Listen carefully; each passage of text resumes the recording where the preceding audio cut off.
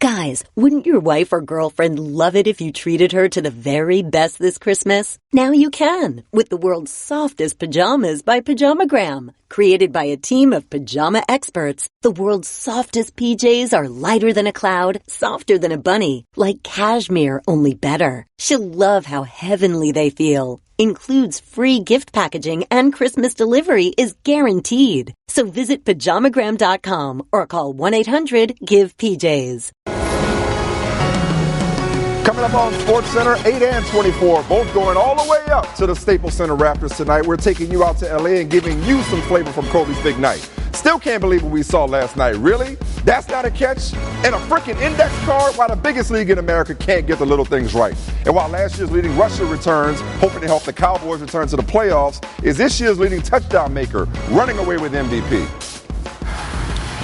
What's good? Welcome to the 6th. Also ahead, we'll tell you whether number 12's comeback should be over after one start and one loss. Should the presently 6-seeded Falcons eliminate the Packers tonight on Monday Night Football?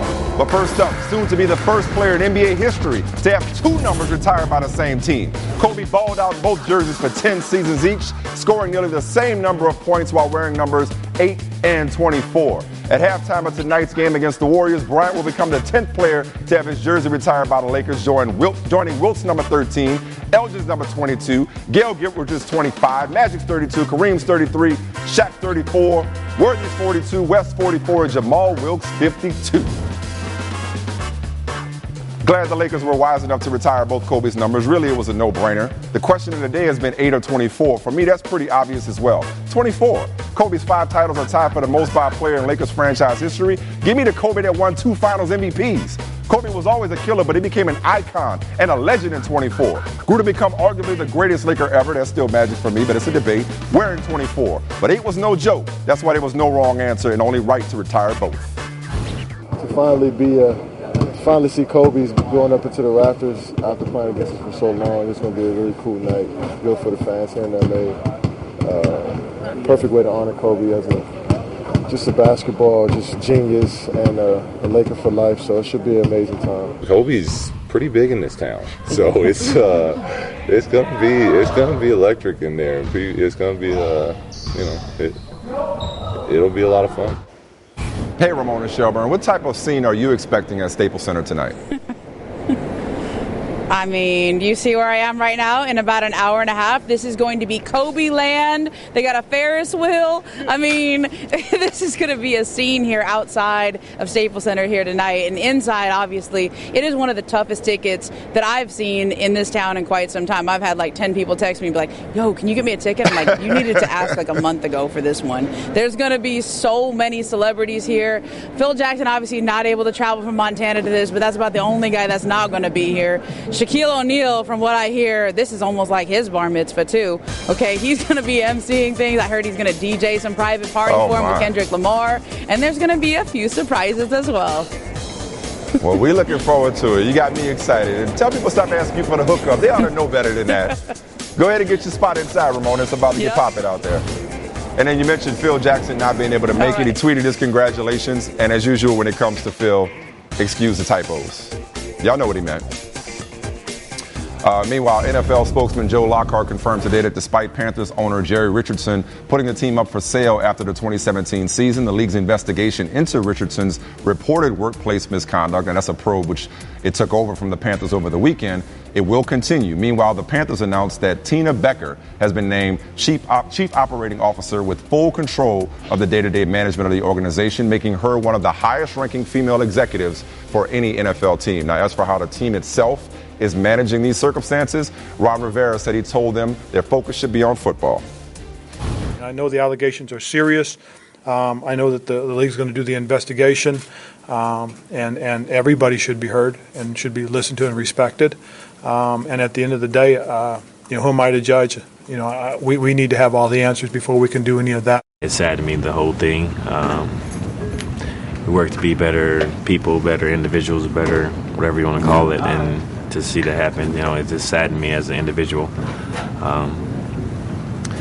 I got a lot of respect for our owner. He gave me opportunity to come here and further my career and do the things I need to do as a football player. And I can only touch bases on a personal level from my standpoint of view. Josina Anderson is in Charlotte. Josina, how is this story developing story playing among the Panthers players? Well, I thought what was interesting is that there's still a tone of loyalty and respect from people who spoke in the Panthers organization today while still trying to balance the seriousness and the sensitivity of the allegations. Like head coach Ron Rivera went out of his way to remind you that it was Richardson who was the one who gave him a head coaching job out of 9 interview attempts for the position. Thought it was also notable that Rivera said that he is not and has not read the allegations in the article and will not do so until the investigation is done. He's not dismissing the claims of other employees, but I thought it was interesting that he said he doesn't want his opinion of Richardson altered until everything is out. Now, as for player reaction, not too many players were in the locker room today, but when I asked cornerback Daryl Worley specifically his thought on the racial slur allegation, while initially going the whole I'm just a football player route, he said that he prefers to keep his opinions in the sanctity of his home.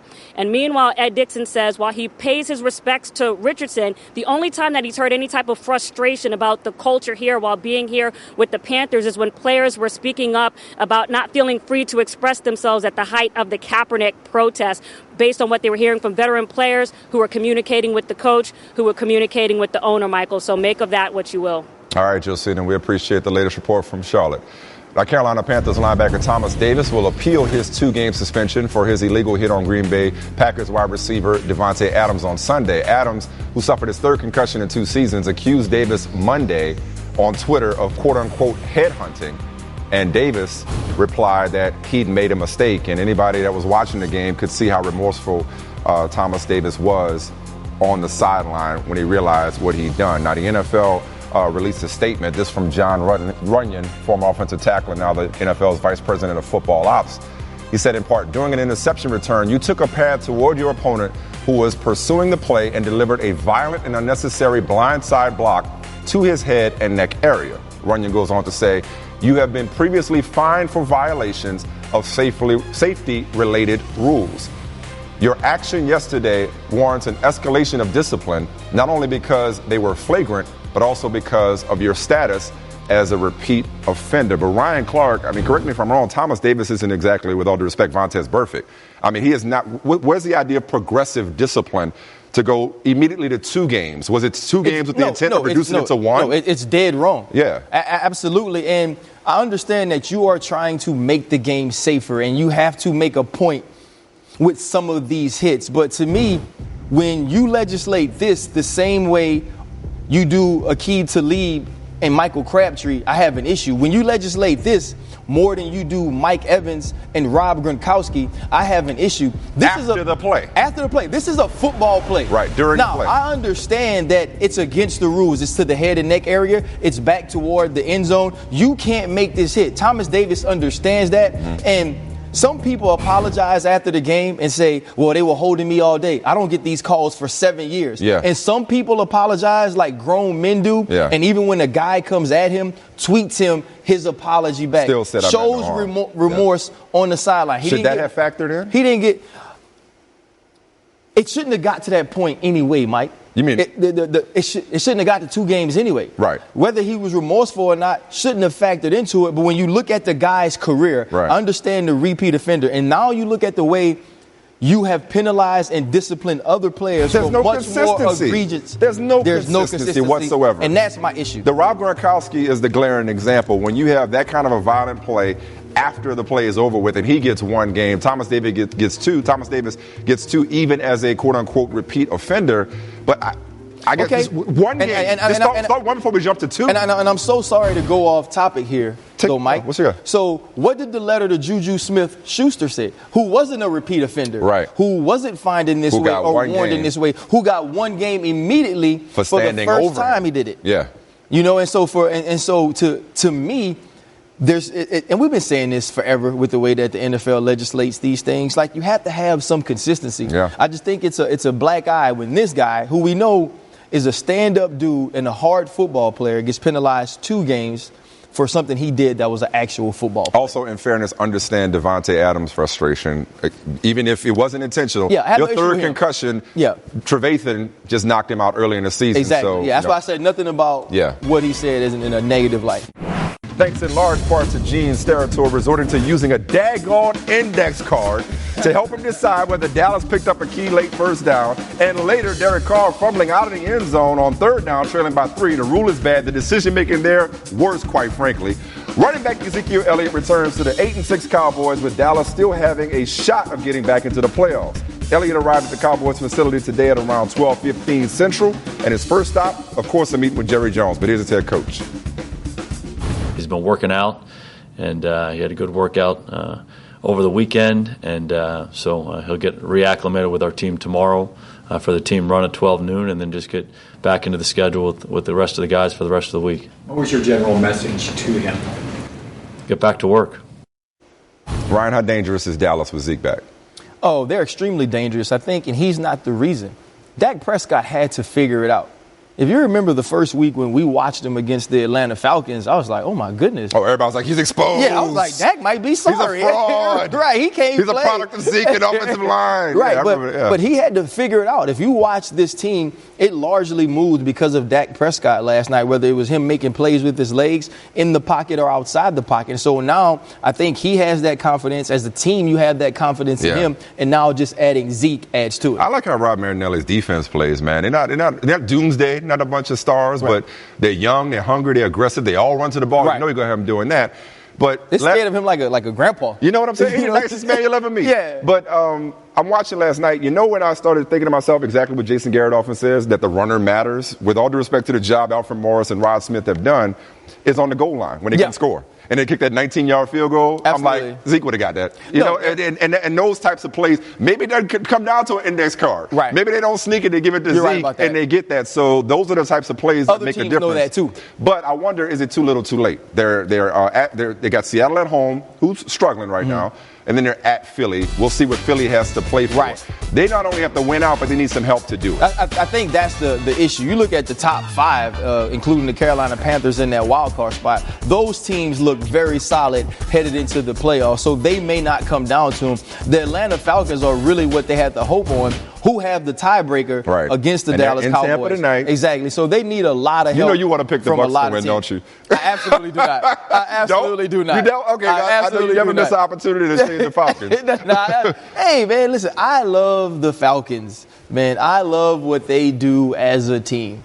I don't shade the Falcons. I tell the truth. Oh, okay. And if that has to be shade, then I'm sorry. However you want to qualify. You mentioned those top 5. So the Cowboys trying to take the Falcons for 6 in the NFC. Ryan, what do all 5 teams ahead of Atlanta have in common? I don't know. According to Elias, they've only been 2 instances in which 5 playoff teams in a single conference missed the postseason the previous year. Hadn't happened since 2008. All 5 of those teams did not make the playoffs last year. We could see that happen again. Were the nose up there before when he asked you that question? Was it what? Did they already have the nose on the board? No, it did not. It was a reveal. Because I was about to get upset that I didn't cheat. Exactly. Now, with that in mind, a Falcons win tonight in Tampa would eliminate the 7-7 Packers, who haven't missed the playoffs since 2008. That was Rodgers' first year as a starter. Rodgers returned Sunday after missing 7 games and threw 3 picks for the first time since 2009. Packers coach Mike McCarthy was non-committal about playing Rodgers against Minnesota on Saturday night or in Week 17 against Detroit if the playoffs are out of reach. Rodgers has not missed a regular season finale, let alone the final 2 regular season games since 2011. And you'll recall that year the Packers were 14-1 and had already wrapped up the number 1 seed in the NFC going into the regular season finale. So, should the Packers, if in fact they're eliminated tonight, you know what I'm asking you? They should sit Aaron Rodgers? No. You're allowed. Okay. Play him. I was about to say, can we keep doing the mind thing? Right.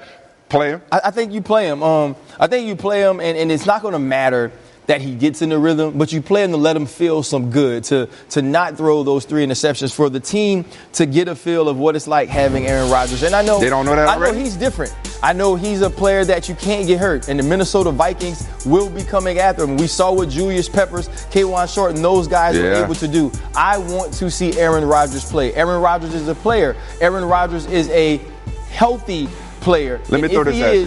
Throw it at me. I'm gonna catch him.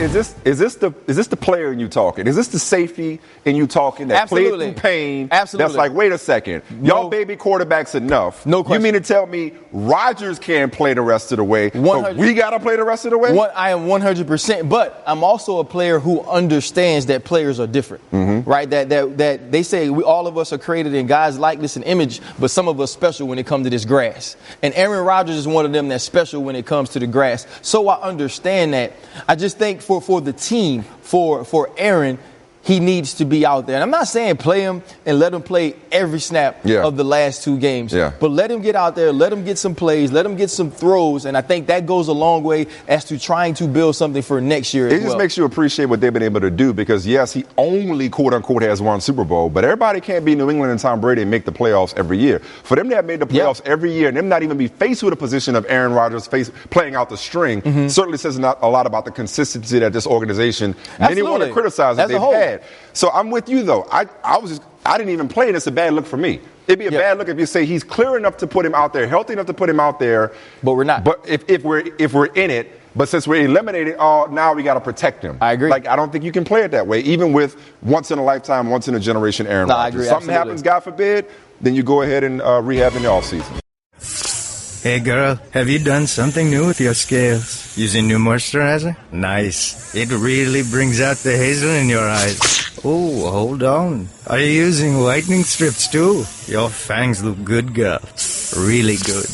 A really charming snake charmer? Surprising. What's not surprising? How much you could save by switching to Geico. Wait, what? Have you been doing Pilates too? Geico. 15 minutes could save you 15% or more. One more time in case you missed it, who missed it? It was the highest rated game in a long time. The stakes about as high as they come. A win for the Steelers. They get the first round bye. These are the 2 best teams in the AFC going at it. Throws it down the field into the end zone. It's broken up in the end zone. There's a man down, and that's Antonio Brown holding his left leg. He's going off, and he can't put any weight at all on that. You lose somebody like AB, there's an adjustment. Brown was in the medical tent on the near side. He is out for the time being. Hand off to Dion, runs it to the left side. Into the end zone. Touchdown! Lewis has given New England the lead with 56 seconds remaining. But still time now for Ben Roethlisberger. Throws underneath, caught by Smith-Schuster, breaks another tackle, and he's all the way down to the 11-yard line. The rookie comes up clutch. Roethlisberger pumps, throws over the middle. It is caught by Jesse James. Did he complete the process? Yes. The ball moved laterally. It's an incomplete pass. It'll be Pittsburgh's ball. They trail by 3. 28 seconds left. Make the spike. He's going to fire it over the middle, and it is picked off. Duron Harmon with the game-sealing interception for New England. I knew they weren't going to spike it. I've seen them do that to an AB before, and the defense is ready for it. Man, we needed that. That was a big win. All right, so Antonio Brown, he tweeted, hey, this is a minor setback for me, but not this team. The goal is still the same, and I'm confident we can and will achieve it. We may not have won the game yesterday, but this team made a statement. Not sure what that statement is. What you mean what that statement is? What's the statement? We can't beat the Patriots? They better than them dudes, man. They have a better. Did you just assign a moral victory to this? They have a better. No, that's basically what you're saying. It's not a moral victory. I don't care if you're better. That man say statement. He didn't say victory. Oh, okay. Well, you said it was a statement. I'm telling you, I don't know what it's saying. A lot of people today have been saying that they're sick of this what's a catch, what's not a catch thing. That was obviously a catch. The process, to anybody with common sense, Ryan, had been completed. And after he completed it, he tried to stretch it over the end zone. Not a catch. By the letter of the law, it's not a catch. Right. So we all not agree. A catch. Gotcha. Common sense is a catch. The rule book, not a catch. So this is what you're doing. We're going to assign common sense to the league with no common sense. I know that's too subjective. I understand why they have to enforce it that way. Right. Too many fumbles left and right. I get it. But I just want to move on to the next play, which to me is the bigger deal for the Steelers than the overturned touchdown. What play is that, Mike? That would be the play that Ben Roethlisberger claims came from Todd Haley. And I'm sorry, you're Big Ben. You ain't got to do what everybody tell you to do. Why are you throwing that football? Why are you forcing that ball into Eli Rogers? Why are you acting like, of all teams, you're going to catch the Patriots sleeping in situational football? Hey, you know we what? Play to win. No, you played yourself. You know what was the funny part to me? That Dion Lewis says, we all knew they run that. We've seen them do that play to AB. So not only did the defense know and the coaching staff knew, the running back also knew that that's something the Pittsburgh Steelers do. I don't mind taking a shot when you have Ben Roethlisberger and you feel like you can take a shot, especially after the emotional ups and downs of feeling like you had won the game. But when he can't clear that first window, when you can't make that throw right away, you know what I'm saying? It's a chance to throw it away. That, man. The reason Big Ben gets to run that play is because you expect him to make the right decision. And at that time, they didn't call it and say throw a pitch. Yeah, at that time, he didn't make the right decision. And, you know, everybody's going to be on Coach Tomlin for this because, obviously, if you listen to the chatter, this was the great X's and O's coach against the great motivator. Yeah, that's not fair. And so they're going to be on Coach Tomlin's case because of this. But you let Ben make that play. You let Ben get that opportunity because you expect Ben to make the right choice. No, actually, you spike it and kick the field goal, which is me and my 9-year-old were yelling at the screen. You spike it and kick the field goal. Why do you spike it, though? Because you don't have to spike it. You have a shot. You have Ben Roethlisberger. Everybody knows the Dan Marino play at this point. Most of all the Patriots. It's not there. Spike it, kick the field goal. We'll talk to you in a second. And then you could blame the officiating. Antonio Brown's MVP candidacy took a hit with that hit. Not going to get to 2,000 like he had a chance of doing before. Meanwhile, Tom Brady's now got 52 career game-winning drives, second most since the merger. I like what Romo's like. Is that a real stat? Speaking of stats, Todd Gurley, 150-plus, 4 touchdowns, leads the league overall with 17. Russell Wilson was doing everything for Seattle. Then he met my doppelganger, Aaron Donald, and so his MVP candidacy took a hit as well. Drew Brees, he relies on the run game, but still leading the league in completion percentage. And then there's the former MVP, Cam Newton, who was clowning against Green Bay. So right now, with 2 games left, who's the leader in your MVP clubhouse, Ryan?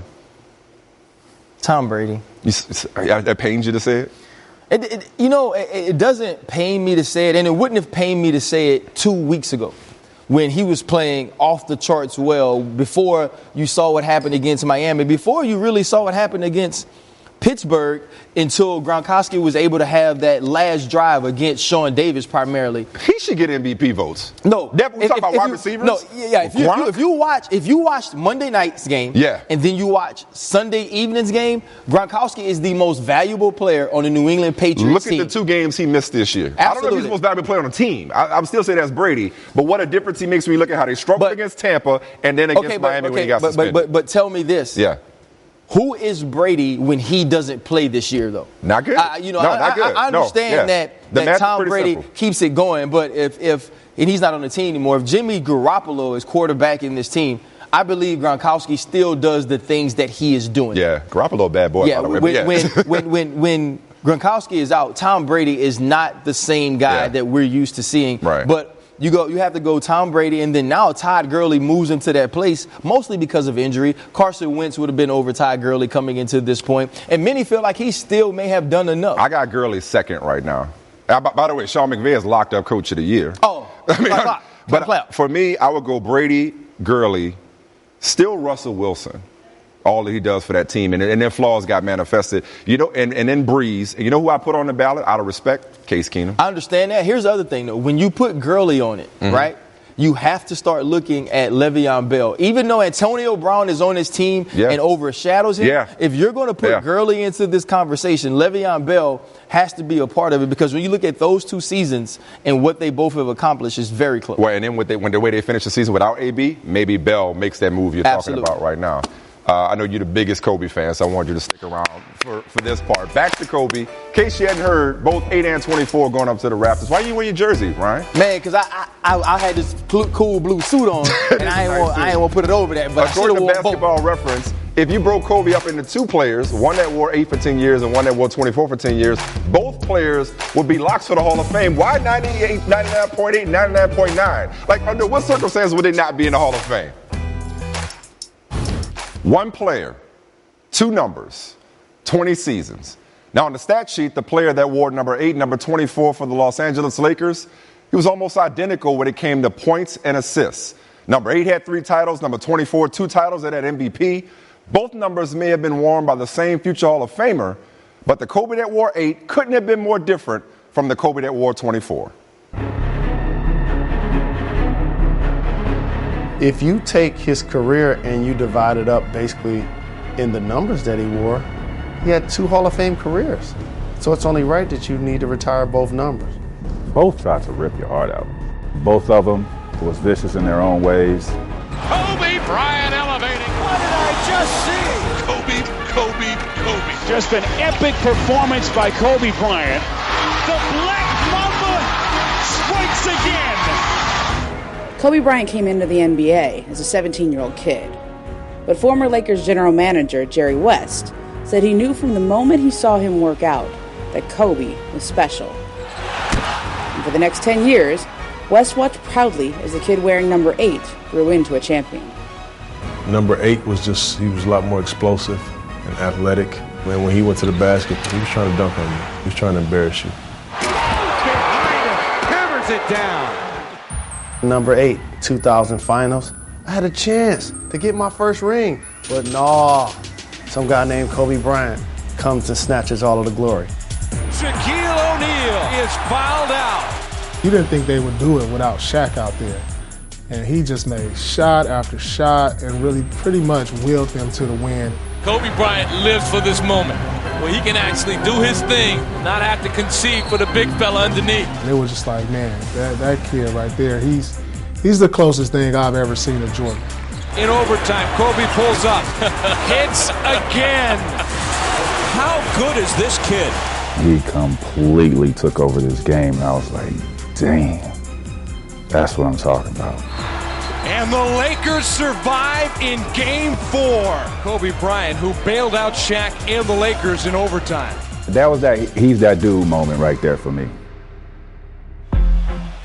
Kobe and Shaq won 3 titles together, and it's hard not to wonder how many more they could have won with each other. But the Lakers felt like they had to choose between them after the 2004 season. And owner Dr. Jerry Buss picked Kobe. 2 years later, Kobe made another change. The Lakers have notified the league Bryant will wear 24 next year. Great players do that all the time. They want to re-challenge themselves. I think for him, it was just changing numbers and just trying to wash away everything that he did with number 8 and see if he can duplicate it with number 24. There were different situations, different teammates. His role was different, and he continued to reinvent himself. That's what all-time greats tend to find a way to do. Bryant on the pull-up, punch it at it. Number 24 wasn't as fast, didn't jump as high, but he was a lot smarter. It was like he found ways to reinvent himself as he got older. He's got that look. He's got that game. 24 was more of a thinker, a guy that played chess while the other people were playing the checkers out there. I just saw a much more mellow Kobe. It was the first time I really seen him smile on the basketball court as much as he did. And I think he enjoyed that. I once asked Kobe which number he preferred the Lakers to retire, 8 or 24. He paused for a minute and smiled and said, whichever number they choose, it would be hard for someone else to wear the other one. Kobe doing it the way Kobe does it. I wouldn't put it past Kobe Bryant that he was thinking, I'm going to play 10 more years, I'm going to play number 24, I'm going to have pretty much identical numbers that I had number 8, and they're going to probably have to retire both jerseys. That's the type of guy he is. Rachel Nichols, you and I go back to Wimbledon 2002 when you were Rachel Alexander for the Washington Post. So I got to admit something to you. I'm a little jealous. Here's what I'm jealous about. You know, I was an NFL guy. Yeah. I never got to cover Kobe. You did. Dude, come on. Up close and personal. Up close and personal. What's your favorite Kobe memory from covering him through all these years and now seeing these 2 numbers go up to the Raptors?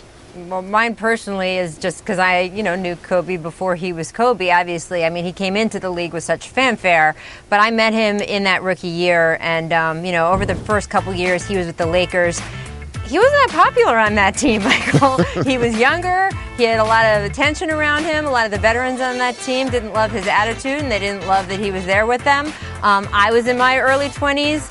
I had a lot of people, as I was a young female sports writer, not so excited that I was around in certain circumstances. Right. So I remember very clearly one day, I had covered him in a couple things, but this is the first time we actually sat and talked at his locker after sort of the thundering horde had moved on during media availability. And I asked him a question, and he just looked at me. He's like, how did you know I felt like that? And I just sort of said, well, I just figured you would. And we just sort of went from there and had a long talk about how he had to go up and play video games in his room while his older teammates went out on the road together because he was very clearly not of age to go out, and they didn't really want him with them. So just sort of seeing that that's where he started and then what he grew out to be in the league was fascinating for me, and then everything that's happened since. His iconic status among today's generation is interesting because, like Iverson has a certain way that he's revered among this generation of players. We know Jordan's standing. What's Kobe's influence that's still felt throughout the league among today's players? How would you describe that? Tremendous. I think most NBA fans would be surprised just how high the percentages of their favorite players who idolize Kobe Bryant, maybe more so even than Michael Jordan, of today's current NBA players just because of the age difference. I was sitting down and talking with Isaiah Thomas recently, and he was telling me that when after he got hurt, he watched Kobe Bryant tape after Kobe got hurt with his Achilles injury. So many guys you hear that from over and over again. I just want to be like Kobe. Well, it's Kobe's day. It's Kobe's night out in L.A., but it's still LeBron's league right now. So you're talking about 3 straight triple-doubles, 5 straight games with double-digit assists, still killing it after all these years. He talked about wanting to break the mold. I thought he did that years ago. If there's ever a mold for LeBron James, the rules of nature simply do not apply to this man in his 15th season.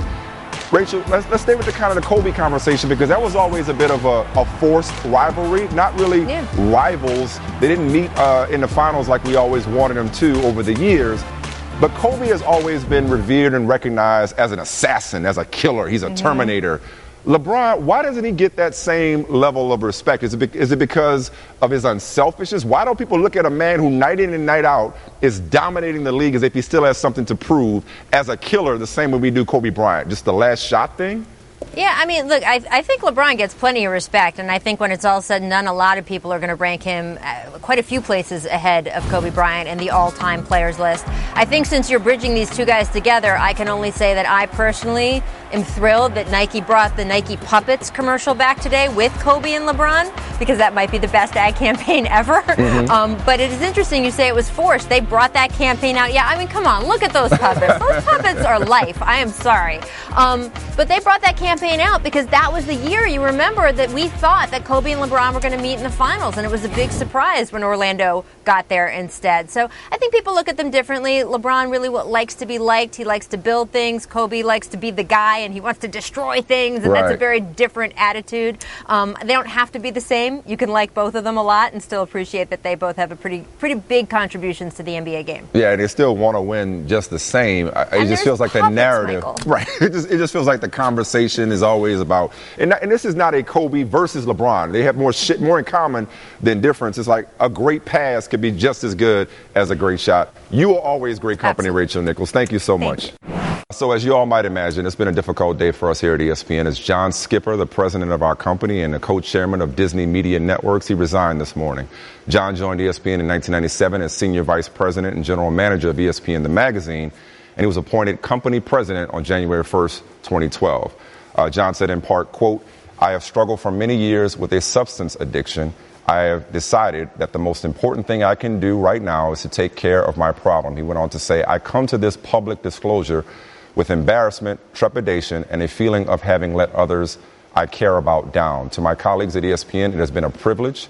I take great pride in your accomplishments and have complete confidence in your collective ability to continue ESPN's success." If I may, I respectfully like to take exception to John's coming to this public disclosure with embarrassment, trepidation, and a feeling of having otherwise let others I care about down. John, you're not letting us down. You're speaking and standing up for what's best for you and your family. So I'd like to take this moment to express, first of all, my appreciation for all you've done for me, my career, and my family. Thank you for trusting Jamel and me with this platform. Now you need to go take care of yourself and get well. You have our support, our continued admiration, respect, and our commitment, as you asked, to make you proud by maintaining the standard of excellence that you've helped establish. Man, I was almost in this countdown. People, I was saying they had more shared than I was saying in common. Come on now. I got 2 strikes, baby. The Jaguars, 45-7 behind a 3-touchdown performance from Blake Bortles. Afterwards, Jadeveon Clowney, despite the fact that his quarterback is TJ Yates, not impressed. It's embarrassing. Nobody want to get beat by no. I don't even know what the score was. I know it's crazy, but nobody want to get beat like that. It's embarrassing to the whole organization, everybody on the team. Is Bortles improving? Trash. In the immortal words of Black Thought, we're losing grip of what garbage means.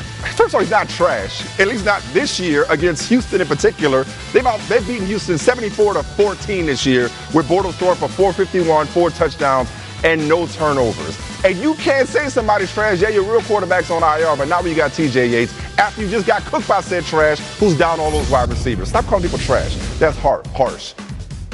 But Seahawks defense was trash yesterday. I mean, Ty Gurley running through them left and right, 150 yards, 3 touchdowns on the ground, 1 receiving. Earl Thomas kept it 100 about his teammate Bobby Wagner, who played hurt. My personal opinion, I think the only thing they should have played, the backups would have did, just as good. But, the injuries, Cam, Sherm, KJ, it definitely hurt today. You normally see Wags, running from sideline to sideline, and he just couldn't do it today. But I think he just waited a little bit too long to take a step off. And he waited a little too long to delete this here tweet. Bobby Wagner said, keep my name out your mouth. Stop being jealous of other people's success. I still hope you keep balling, bro. Couple of things. This is how the Seahawks get down. They snipe. That's how they live. That's how they operate. But the stop being jealous of people's success part is a little troubling that this was like something that he was waiting to fire off at ET.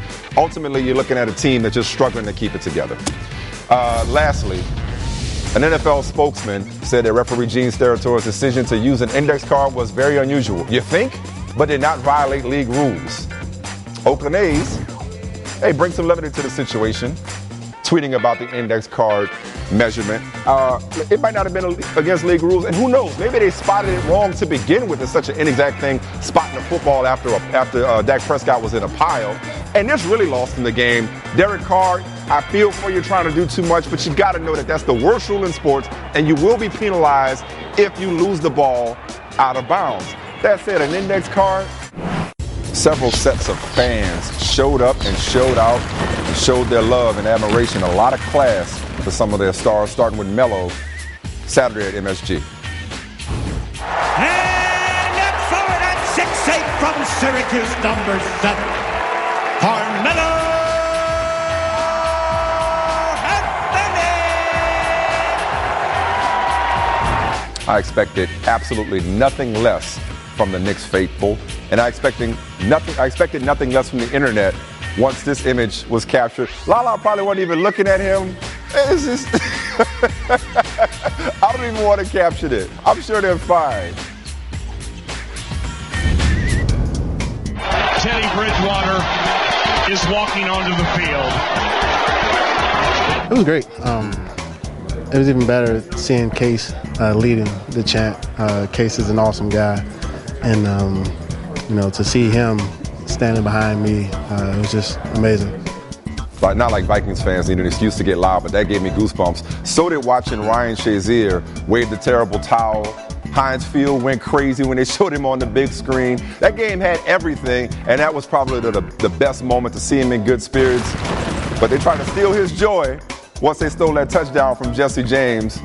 It's like, come on, it is some old bull. It totally is. I ain't gonna give me twice. It is some old BS, okay? That was a catch. The process was completed enough for Jesse James to stretch it across, but them the rules. Still shouldn't have tried the fake spike thing. And Zach Miller, the Bears tight end, posted video of him walking without crutches for the first time since that gruesome leg injury against the Saints on October 29th. That injury nearly resulted in his leg being amputated. So forget football. It's just great to see him moving around, up and about. Hopefully he can come back, but that was a great image from the weekend as well. This might be the best thing ever caught by a microphone in pro football history. So Cam Newton, 4 touchdowns, and that win over the Packers. Panthers are rolling, and you know it's going great when you're acting like you're on the playground with Clay Matthews. It's that wheel route. It's that wheel route. Watch your feet, man.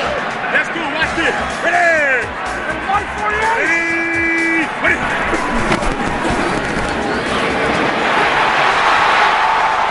That's when you know you're feeling yourself. I told Black Thought the other day, I want to know what it's like to do something that well. Same for Cam. I want to know what it's like to be in a zone like that. Diddy wants to own said Carolina Panthers with the whole Jerry Richardson situation. Steph's like, I want in. So is Colin Kaepernick. Well, hell, I ain't got no money for it, but I'll work for free.